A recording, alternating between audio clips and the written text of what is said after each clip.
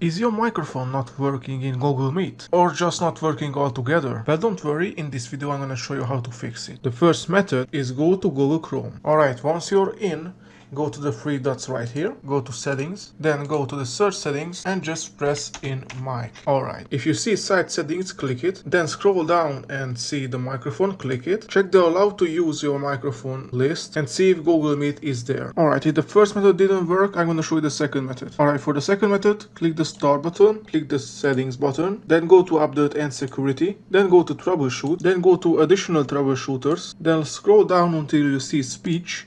Click it and click run the troubleshooter. Then wait a little bit, then click Cortana can't hear me, then select your microphone, for me this is it, then click next. Then set up mic. If everything works right, it should work for you. Alright, the third method is click the search. Just type in control panel until you see it, then click it, then go to hardware and sound and click it, then click sound, then you see this. If you see this, it's correct. Then click record and see if your microphone is green. If it is green, then everything should work perfectly fine. But I hope this video helped you. That's it.